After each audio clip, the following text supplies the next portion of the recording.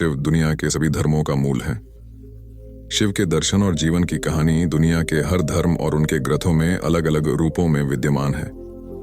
भगवान शिव के अनमोल वचनों को आगम ग्रंथों में संग्रहित किया गया है। आगम का अर्थ ज्ञान अर्जन। पारंपरिक रूप से शैव सिद्धांत में खंडनैक अनागम और एक उपागम आक्वागम है। शिव पुराण, शिव संहिता, शिव सूत्र, महेश्वर सूत्र और विज्ञान भैरव तंत्र सहित अनेक ग्रंथों में अनमोल वचनों को संग्रहित करके रखा गया है। उनमें से ही कुछ अनमोल मोती कल्पना ज्ञान से महत्वपूर्ण। आइंस्टीन से पूर्व शिव ने ही कहा था कि कल्पना ज्ञान से ज्यादा महत्वपूर्ण है। हम जैसी कल्पना और विचार करते हैं वैसे ही हो जाते हैं। सपना भी कल्पना है। अधिकतर लोग खुद के बारे में या दूसरों के बारे में बुरी कल्पनाएं या ख्याल करते रहते हैं।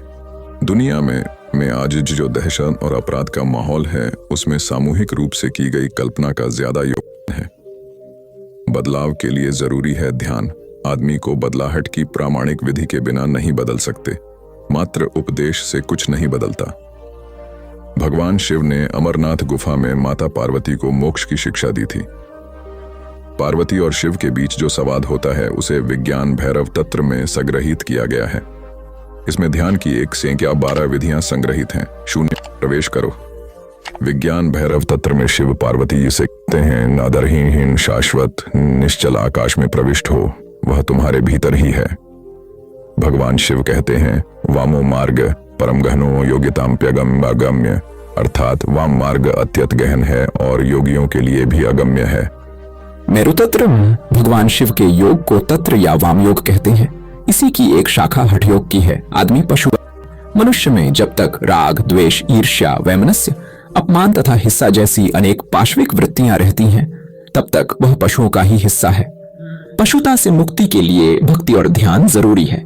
भगवान शिव के कहने का मतलब यह है कि आदमी एक अजायब घर है। आदमी कुछ इस तरह का पशु है जिसमें सभी तरह के पशु और पक्षियों की प्रवृत्तियां विद्यमान हैं। आदमी ठीक से आदमी जैसा नहीं है। आदमी में मन के ज्यादा सक्रिय होने के कारण ही उसे मनुष्य कहा जाता है, क्योंकि वह अपने मन के अधीन ही रहता है। मरना, यदि जीवन में कुछ सीखना है तो मरना सीखो। जो मरना सीख जाता है वही सुदृढ़ ढंग से जीना जानता है। गायत्री मंत्र। गायत्री मजरी में शिव पार्वती संवाद आता है जिसमें भगवती पूछती है, हे देव, आप किस योग की उपासना करते हैं जिससे आपको परम सिद्धि प्राप्त हुई है? उन्होंने उत्तर दिया, गायत्री ही वेद माता है। पृथ्वी सबसे पहली और सबसे बड़ी शक्ति है। वह संसार की माता है।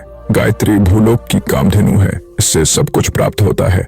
ज्ञानियों ने योग की सभी क्रियाओं के लिए गायत्री को ही आधार माना है। जीवन को सुखमयी बनाने के लिए भोजन और पान, पेय से उत्पन्न उल्लास, रस और आनंद से पूर्णता की अवस्था की भावना भरे, उससे महान आनंद होगा।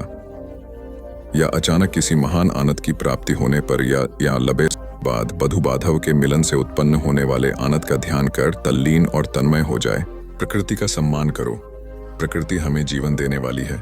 इसका सम्मान करो। जो इसका अपमान करता है समझो मेरा अपमान करता है।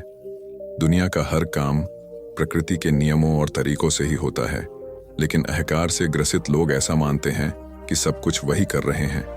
योग की शक्ति को समझो। विस्मयो योग भूमिका। स्वपद शक्ति, वितर्क आत्मज्ञानमो, लोकानंद, समाधि सुखम। शिव सूत्र अर्थात विस्मय योग की भूमिका है। स्वयं स्थिति ही शक्ति है। वितर्क अर्थात विवेक आत्मज्ञान का साधन है। अस्तित्व का आनंद भोगना समाधि है। अपनी तरफ देखो, न तो पीछे न आगे। कोई तुम्हारा नहीं है। कोई बेटा तुम्हें नहीं भर सकेगा। कोई सबद तुम्हारी आत्मा नहीं बन सकता। तुम्हारे अतिरिक्त तुम्हारा कोई मित्र नहीं है। शिव सूत्र माया को समझो।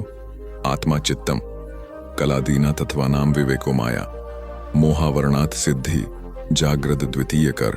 शिव सूत्र अर्थात आत्मा चित्त है। कला आदि तत्वों का अविवेक ही माया है। मोह आवरण से युक्त को सिद्धियां तो फलित हो जाती है, लेकिन आत्मज्ञान नहीं होता है। स्थायी रूप से मोह जय होने पर सहज विद्या फलित होती है। ऐसे जागृत योगी को सारा जगत मेरी ही किरणों का प्रस्फुरण है ऐसा बोध होता है। अपनी जागरूकता का विस्तार करो। अन्य प्राणियों के शरीर में अपनी जागरूकता का विस्तार करके महसूस करो कि वे क्या सोचते हैं।